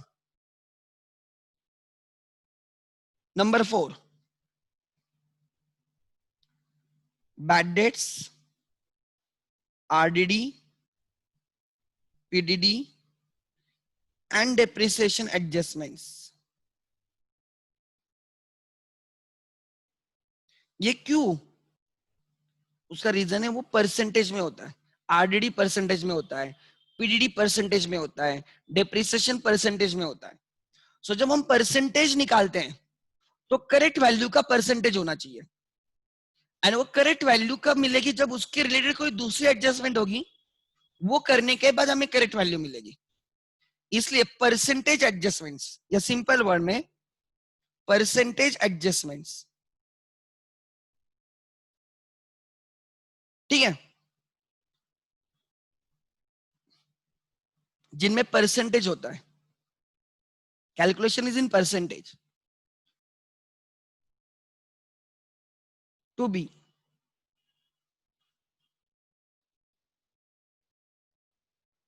Done at the end. ये मैंने कोई कसम खा के रखी है, ये मैं सॉल्व कर दे रहे, मैं फॉलो भी करता हूं। मैं हमेशा डेप्रिसिएशन, बैड डेट्स, आरडीपीडी में सबसे एंड में करता हूं पूरा क्वेश्चन, बाकी सब एडजस्टमेंट होने के बाद। That keeps me safe. Why? Because इसके पहले भी कोई एडजस्टमेंट हो सकती है डेटर्स के लिए, डेप्रिसिएशन के पहले भी एसेट के कोई एडजस्टमेंट हो सकते हैं, तो अपने आप हो जाते हैं। सो जब भी हम क्वेश्चन सॉल्व करेंगे, ये हमेशा याद रखना, and this is your life long. जो बच्चे सीए कर रहे हैं, सीए फाइनल तक, उसके बाद भी रियल लाइफ में भी ये एडजस्टमेंट सबसे एंड में किए जाते हैं, बिकॉज बाकी एडजस्टमेंट्स एरर्स है, बाकी एडजस्टमेंट्स एरर्स है, these are not errors, these are pure adjustments. Unrecorded sale, error of omission. Dishonoured bill, not recorded, error of omission. Endorsed bill, dishonored, not recorded, error of omission. Goods withdrawn by owner, treated as debtors, error of principal. सब errors है, these are not errors. ये adjustment से, pure adjustment से pure. मैं जो adjustments होते हैं ना, वो errors होते हैं, और कोई pure adjustments होते हैं. Like depreciation is a pure adjustment. It's not error. कि आपने depreciation provide नहीं किया, it's not error. आपको प्रोवाइड करना बाकी है, जब तक बाकी चीजें नहीं होती तब तक ये नहीं होगा। So these are pure adjustment. देखो, there are some errors and there are some adjustments, तो चाहे तो लिख लेना यहां पे। Number 5, preference.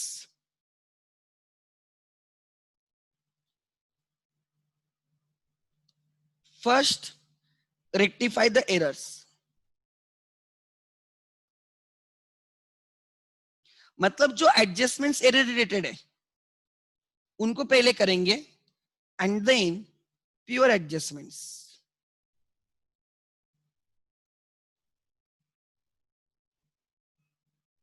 धीरे धीरे जब हम क्वेश्चन सॉल्व करेंगे तो मैं और उस पर गौर करूंगा, बट ये मेरे रूल्स है, मैं ये रूल्स बाय मतलब मैं एक्चुअली फॉलो करता हूं, मैं प्रोसेस फॉलो करता हूं, हमेशा याद रखना। If you follow the process you will get the answer. Don't mix. भले ही आपको बैड डेट्स की एडजस्टमेंट बहुत अच्छे से आती है, फिर भी सबसे एंड में करना, बाकी सब निपटा लेने का।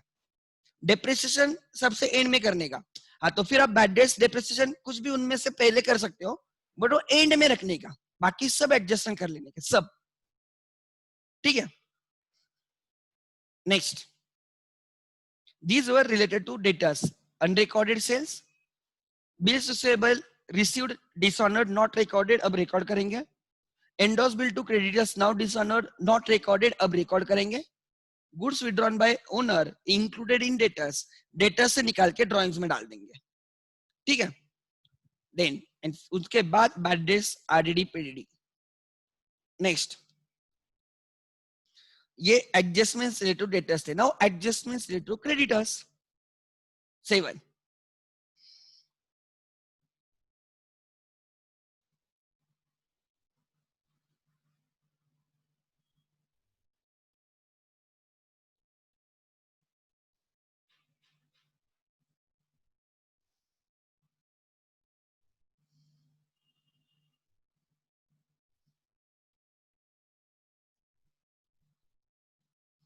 adjustments related to creditors.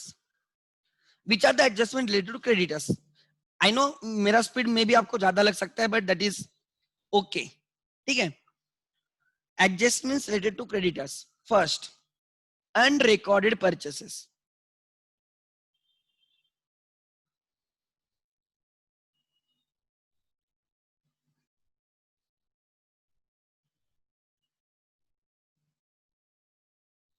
Unrecorded purchases, जैसे रेटर्स के केस में अनरिकॉर्डेड सेल्स था, क्रेडिटर्स के केस में अनरिकॉर्डेड परचेस होगा। Again assume credit credit purchase था एंड स्टॉक को इसका कुछ इंपैक्ट नहीं रहेगा, क्लोजिंग स्टॉक के लिए इसका कोई इंपैक्ट नहीं है। हमने परचेस किए, गुड्स भी आ गए, स्टॉक में भी है वो, बट रिकॉर्ड ही करना भूल गए। इन्वेंट्री बुक्स में रिकॉर्ड हुआ, फाइनेंशियल बुक्स में रिकॉर्ड नहीं हुआ। अगर ऐसे है, अगर ऐसे है तो I will pass the entry of the purchases, credit purchases entry आती है, purchases account debit to purchases account debit to creditors account credit, purchases account debit to creditors account credit, add in purchases, add in creditors. Purchase record नहीं हुए तब record करेंगे, तो purchase में add करेंगे, because purchase कम थे to that extent, purchase में ऐड करेंगे, और परचेस किससे करते हैं? क्रेडिटर्स से। तो a, this is a, add in purchases.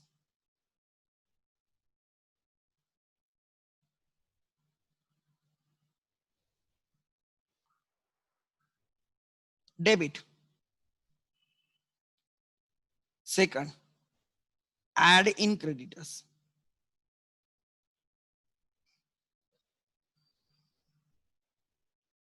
credit, add in purchases, debit, adding creditors, credit. Are you getting my point? So purchases creditors से होते, तो add in purchase, add in creditors. B, मैंने यहां पे cover किया था,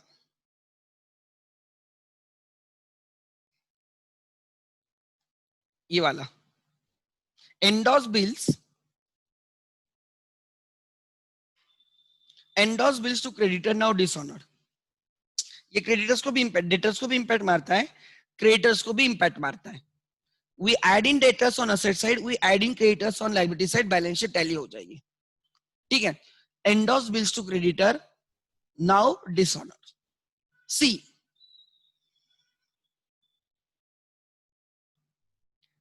provision for discount on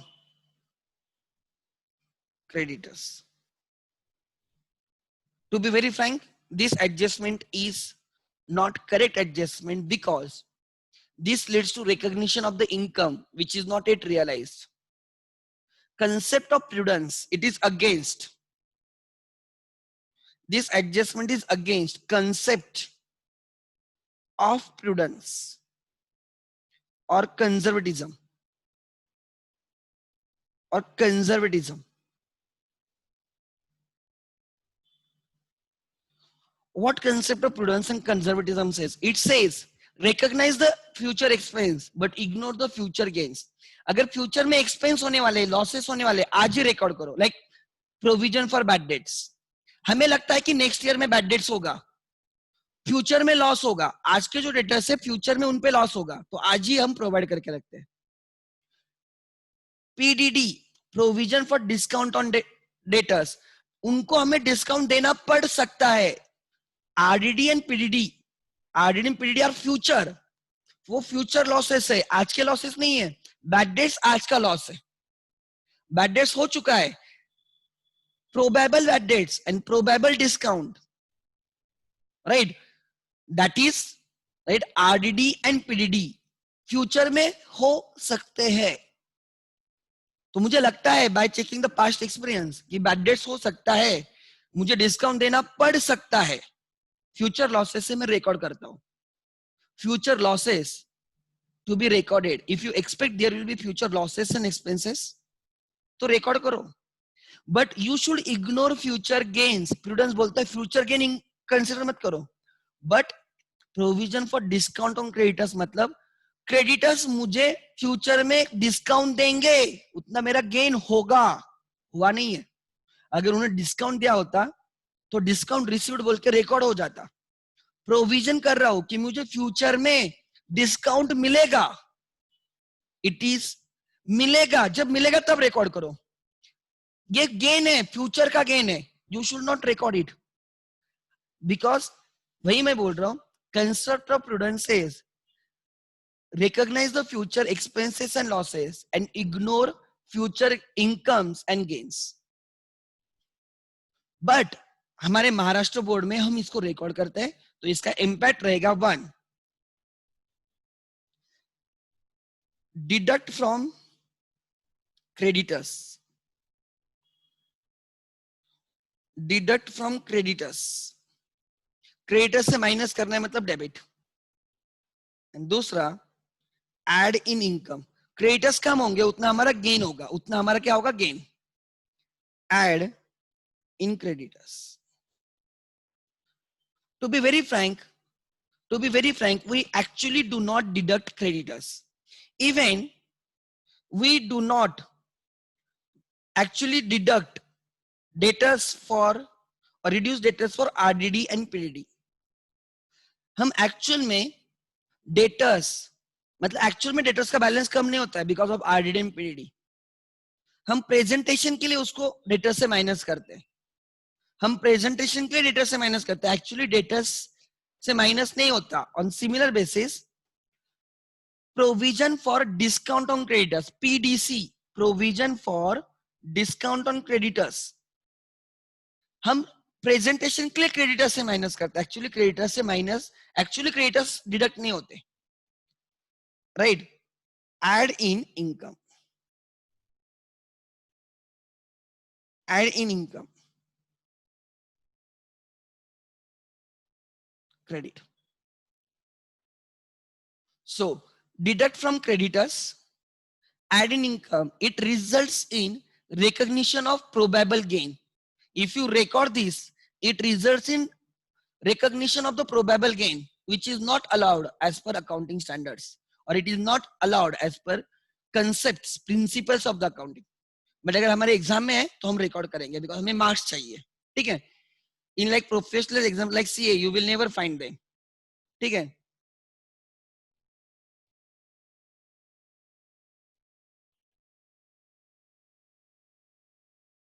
no we never PD, देखो we never record PDC in real life, वही तो मैं समझा रहा हूँ ना।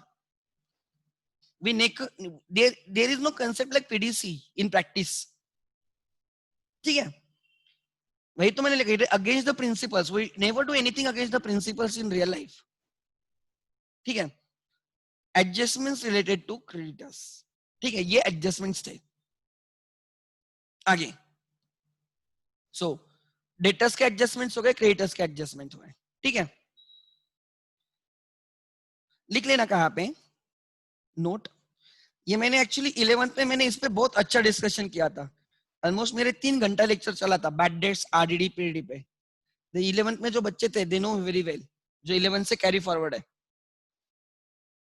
मैंने एक्चुअल में उसको लिंक करके दिया था हर चीज, 3-4 साल का हमने किया था, ठीक है। मैं खाली इंपॉर्टेंट पॉइंट लिख के देता हूं। Bad debts in trial balance is debit to P&L। अगर ट्रायल बैलेंस में बैड डेट्स होता है तो डेबिट रहेगा, उसको P&L के डेबिट में डालेंगे। RDD and PDD in trial balance is credit। अगर ट्रायल बैलेंस में RDD and PDD होंगे तो क्रेडिट पे रहेंगे, और मैं इसको क्रेडिट को क्रेडिट डालता हूँ, क्रेडिट टू P&L। कोई बच्चे बोलेंगे सर हम माइनस करते डेबिट साइड पे वगैरह, वैसे कुछ मत करो, जो बोल रहा हूँ ध्यान देना। जो नए बच्चे जिन्होंने 11th में कुछ अलग राइट सीखा होगा, मैं उनके लिए बोल रहा हूँ, यू विल अंडरस्टैंड एवरीथिंग, ये जो चीजें लिख के दे रहा हूँ। Bad debts in trial balance is debit, I keep debit credit ही रहता है मेरा। RDD एंड PDD अगर ट्रायल बैलेंस में होते हैं तो वो क्रेडिट होते हैं, और मुझे उनको क्लोज करना होता है, इसलिए मैं क्रेडिट पे डाल देता हूँ। आप क्या करते हो पता है, आप उनको डेबिट से माइनस करते हो, डेबिट से माइनस मतलब क्रेडिट पे plus, answer remains same. Debit पे माइनस मतलब क्रेडिट पे प्लस, समझ में आ रहा है। सो मैंने वही लिखा है, फिर आप बोलते हो old RDD minus new RDD वगैरह से कुछ तो टाइम पास करते हो उधर, और फिर आंसर निगेटिव आया तो क्रेडिट पे लिखो, ऐसे कुछ तो बोलते हो आप, राइट। वो हमें कुछ, मुझे वो याद भी नहीं रखना पड़ता। आई नो अगर ट्रायल बैलेंस में आरडीडी पीडीडी है वो क्रेडिट रहेंगे, मुझे उनको क्लोज करना है, मैं उनको P&L लेके क्रेडिट पे डाल दूंगा, as simple as credit remains credit. मैंने पहले रूल लिख के दिया, debit remains debit, credit remains credit. So अगर ट्रायल बैलेंस में बैड डेट्स है तो डेबिट रहेगा, मैं P&L के डेबिट पे डाल दूंगा। अगर ट्रायल बैलेंस में आरडीडी एंड पीडीडी होगा तो वो क्रेडिट पे होगा, उसको मैं P&L के क्रेडिट पे डाल दूंगा, एज सिंपल एज दैट। ज्यादा सोचना नहीं, कहां से माइनस करूं क्या करूं कोई टेंशन नहीं। देन आगे PDC, provision for discount on creditors in trial balance is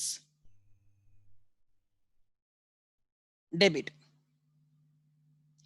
अगर पीडीसी ट्रायल बैलेंस में, अगर पीडीसी ट्रायल बैलेंस में पीडीसी तो डेबिट पे रहेगा, डेबिट को डेबिट करेंगे, debit to P&L। Because trial balance में जो होता है वो एक इफेक्ट रहता है, debit remains debit, credit remains credit. आंख बंद करके ज्यादा सोचो मत, डेबिट है तो डेबिट पे लिखेंगे, क्रेडिट है तो क्रेडिट पे लिखेंगे, as simple as that. But अगर यही चीजें एडजस्टमेंट्स में होती है तो उनके दो इफेक्ट्स होते हैं, ठीक है। अगर यही चीजें एडजस्टमेंट में होती है, if bad debts RDD and PDD are in trial balance then, sorry, are in adjustments, then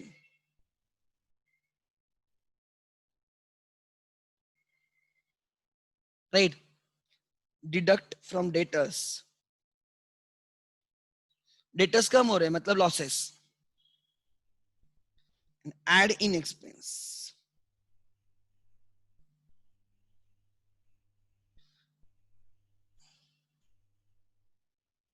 P&L debit।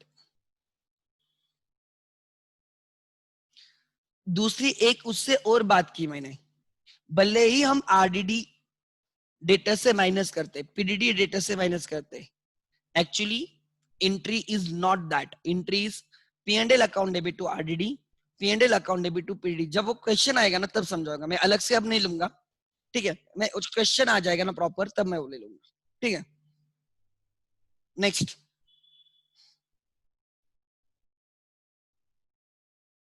6, ये नोट थे मेरे।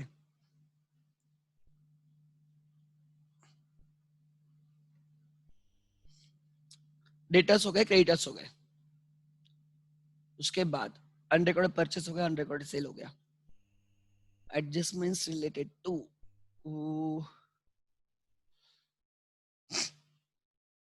Outflow of the goods. 8, adjustments related to outflow of the goods।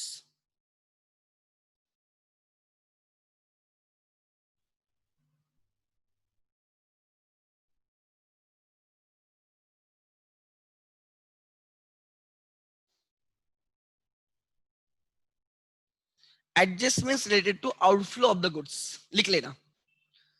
कौन कौन से outflow के होते हैं अभी हमने देखे थे, देखो, राइट।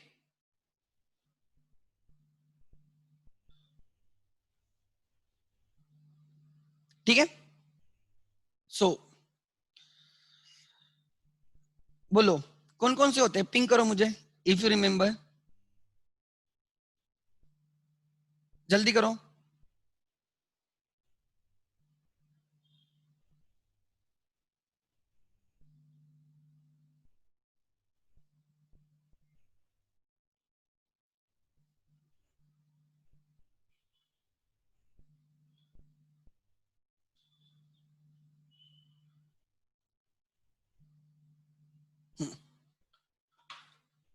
अच्छा, एक एक परचेज रिटर्न वगैरह, मैडम परचेज रिटर्न वगैरह they are not adjustments, they are not adjustment, they are वो ट्रायल बैलेंस में रहते हैं ना।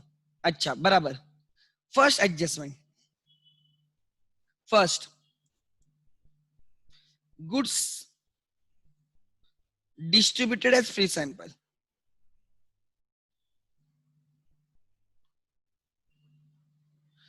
अपना मुनीम पागल है, जब गुड्स डिस्ट्रीब्यूट किया तब एंट्री नहीं की उसने, पागल ने, वो एंट्री वैसे रह गई थी, अब मैं एंट्री पास कर रहा हूं, समझा? Free sample.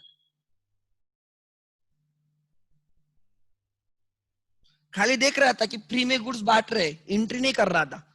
मैं रहता तो उसको 2 गालियां देके एंट्री डालूंगा, सो दैट नेक्स्ट ईयर मुझे वो काम ना रहे, समझा? Okay, goods distributed free sample. First effect,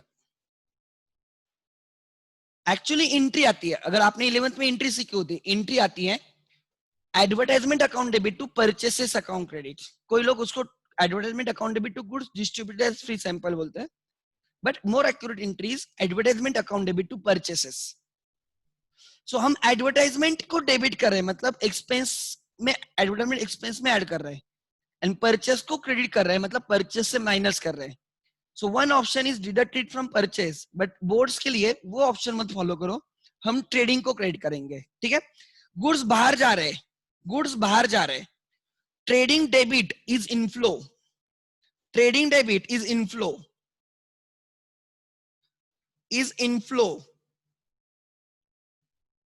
and trading credit is outflow. Goods अंदर आ गए, ट्रेडिंग डेबिट, गुड्स बाहर गए, ट्रेडिंग क्रेडिट, ठीक है? सो गुड्स बाहर जा रहे हैं अब भी बिजनेस से, तो ट्रेडिंग को क्रेडिट किया जाएगा। So first effect, trading account credit, trading account को क्रेडिट, एंड दूसरा add in advertisement expense in P and L debit, in P and L debit. एक क्रेडिट हो गया, ट्रेडिंग को क्रेडिट करके नीचे पी एंड एल के डेबिट में ऐड करेंगे। बी, बी, हाँ, goods given as charity,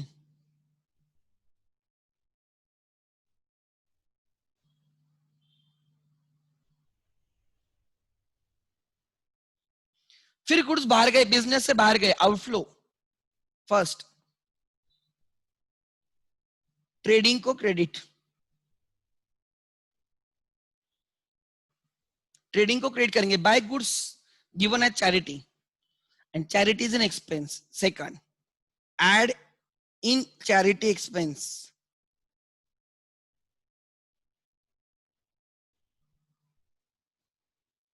in P and L debit. अगर अलग आइटम नहीं है तो हम अलग लाइन लिख देंगे, पहले से चैरिटी है तो उसमें ऐड करेंगे, अगर नहीं है तो एक अलग लाइन आइटम लिख देंगे इन पी एंड एल डेबिट। दोनों सेम ही है, एडवर्टाइजमेंट हो या चैरिटी हो, आजकल दोनों एक में ही करते हैं, चैरिटी करके एडवर्टाइज करते हैं, बराबर? So it is an right trading credit and P and L debit. C, goods taken for personal use. जब हम गुड्स चैरिटी दे रहे थे, अकाउंटेंट सोया था, एंट्री नहीं डाली, इसलिए हमने एंट्री डाली। जब ओनर गुड्स लेके जा रहा है, अकाउंट सो गया है, मैंने बोला अपना मुनीम नालायक है, नालायक गधा है, उसको समझ में नहीं आ रहा कि एंट्री डालनी है, और इसलिए फाइनल अकाउंट्स करते थे हम एंट्री डाल रहे हैं। Goods taken for personal use,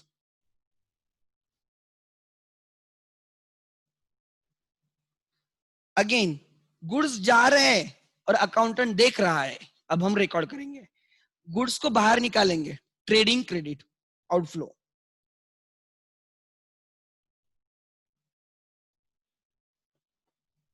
and this is drawings, हम ड्रॉइंग्स में ऐड करेंगे जो इवेंचुअली कैपिटल को डेबिट होगी या कैपिटल से माइनस होगा। Add in drawings, don't say deduct from capital, directly capital से डिडक्ट नहीं होगा, पहले ड्रॉइंग्स में ऐड होके ये होगा, add in drawings.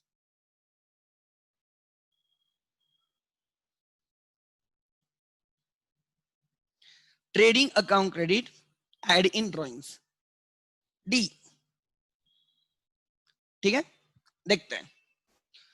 So free sample बोल के दिए एडवर्टाइजमेंट के लिए, चैरिटी बोल के दिए पर्सनल यूज के लिए। Goods lost bye cause, loss, that cause can be loss, theft, tsunami, flood, fire, कुछ भी हो सकता है. So goods lost by theft, goods lost by fire, goods lost right by flood वगैरह वगैरह, ये सब चीजें हो सकती हैं. इनके केसेस में ट्राई टू अंडरस्टैंड, इनके केसेस में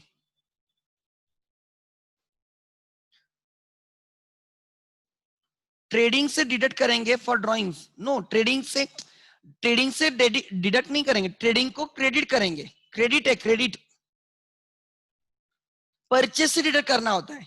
अगर आपको करना है ना डिडक्ट, तो परचेस से करो, बिकॉज गुड्स बाहर जा रहे हैं तो परचेस रिड्यूस होते हैं. अकाउंटिंग इक्वेशन में याद रहेगा आपको, asset is equal to capital plus liability. हम एसेट से माइनस करते थे, परचेस से माइनस करते थे. सो एक्चुअली परचेस से minus, if you follow ISC and CBSE board, they don't credit trading account, they minus it from purchases. वो purchase से माइनस दिखाते हैं. ये सब चीजें, goods distributed free sample, goods given at charity, goods taken for personal use, even closing stock भी वो purchase से माइनस दिखाते.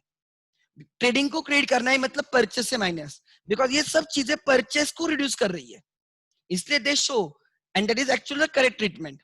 आपने परचेस से माइनस दिखाना चाहिए, बट कोई फर्क नहीं पड़ता, answer remains same. Goods lost by some reason, ध्यान देना.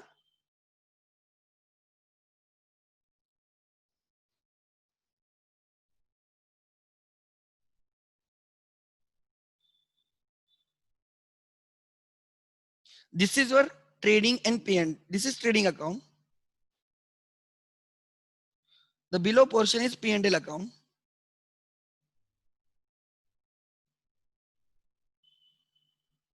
This is your balance sheet. This is asset. Suppose 10,000 के गुड्स लॉस्ट हो गए. 10,000 के गुड्स लॉस्ट हो गए. Example, by goods lost by 10,000 cost के गुड्स लॉस्ट हो गए. क्या बोल रहा हूं, ध्यान देना. मैं जानबूझ के इसको ऐसे दिखा रहा हूं तो एक ही शॉट में सब हो जाए. इसमें से जितना क्लेम मिलेगा उतना असेट में आएगा. Insurance claim receivable, claim receivable asset में दिखाएंगे. इफ दे 60 पैसे A rupees A claim, 60% claim है तो 10,000 में से इंश्योरेंस कंपनी 6,000 देगी, एंड बाकी हमारा एक्सपेंस हो जाएगा, लॉस हो जाएगा to loss by dash dash account 4,000. 10,000 के गुड्स लॉस्ट हो गए, 6,000 क्लेम है, 4,000 लॉस है. अगर सर 8,000 क्लेम होगा तो मेरा 10,000 बाहर गए, trading credit outflow, trading credit, उसमें से 8,000 मिलेंगे क्लेम, तो 2,000 लॉस. सर 3,000 का ही क्लेम है तो क्या, 10,000 बाहर गए, वो फिक्स है, उसमें से 3,000 मिलेंगे, 7,000 loss.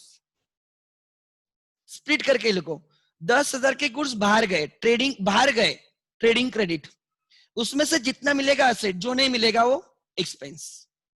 Suppose sir fully insured goods थे, फुल्ली इंश्योर्ड, तो 10,000 का 10,000 असेट में जाएगा, लॉस 0 रहेगा. सर अनइंश्योर्ड गुड्स थे, इंश्योर ही नहीं थे, तो कुछ क्लेम मिलेगा नहीं, 10,000 में से 0 रिकवर होगा, इसलिए 10,000 का 10,000 लॉस होगा. राइट. सो इसको ऐसे लिख देना.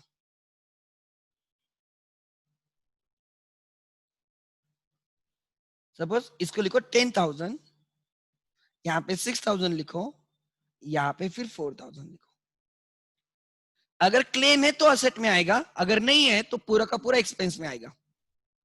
सो जितना लॉस हुआ है, दिस इज ग्रॉस लॉस, यहां पे आता है ग्रॉस लॉस. ट्रेडिंग क्रेडिट को आता है ग्रॉस लॉस, यहां पे आता है क्लेम, और P&L में आता है net loss.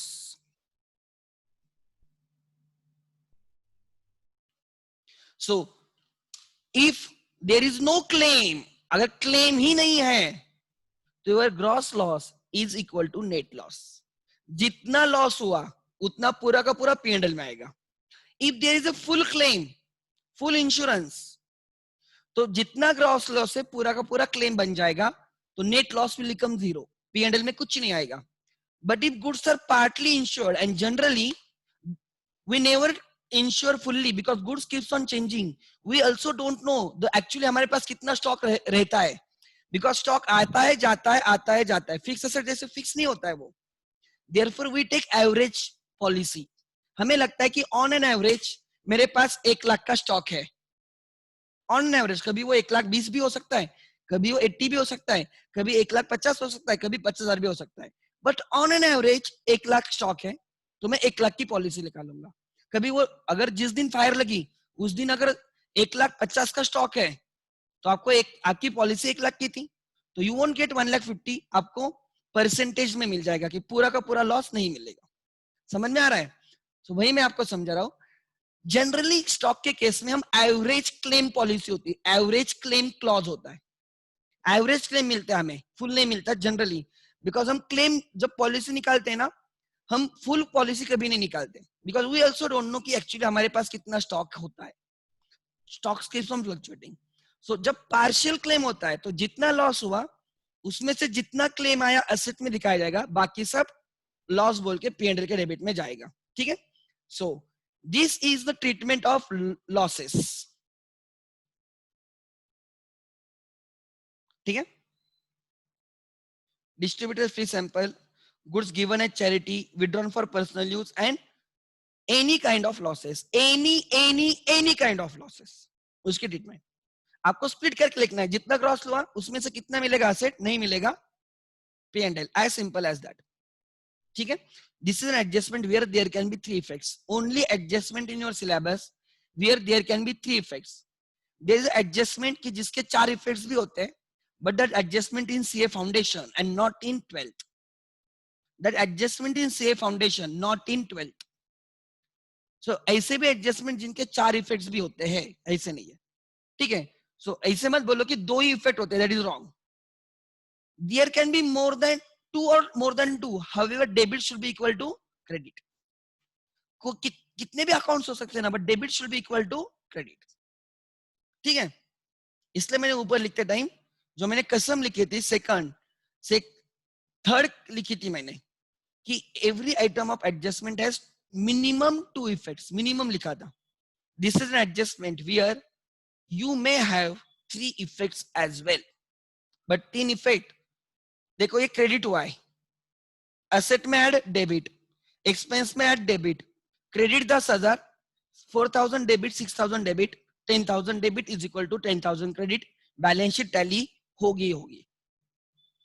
These were the adjustments related to goods. I revised whatever is in 11th, almost everything. अब 2-3 एडजस्टमेंट हो सकते हैं जो मैं नेक्स्ट लेक्चर में रिवाइज करके I will start solving the problems. My sincere request to everyone, prepare at least 3 formats of trading and P&L. Trading and P&L के 3 formats निकाल के रखो. And okay, I will show you, just a second.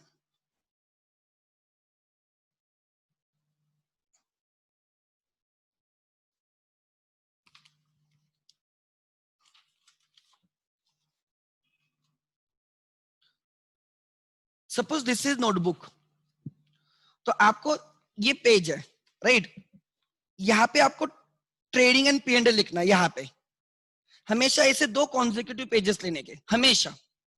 तो हमें effect देते time easy रहेगा.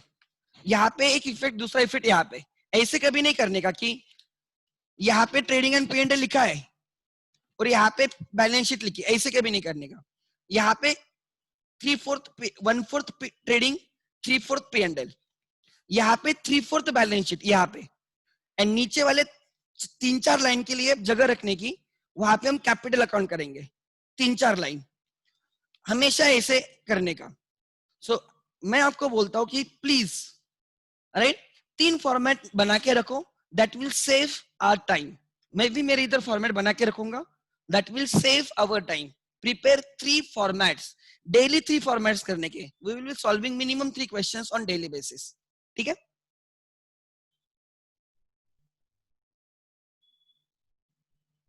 हाँ, you can please share. ठीक है? कोई तो शेयर करो, अपूर्वा मैडम आप कर दो, बच्चों को समझ में आएगा।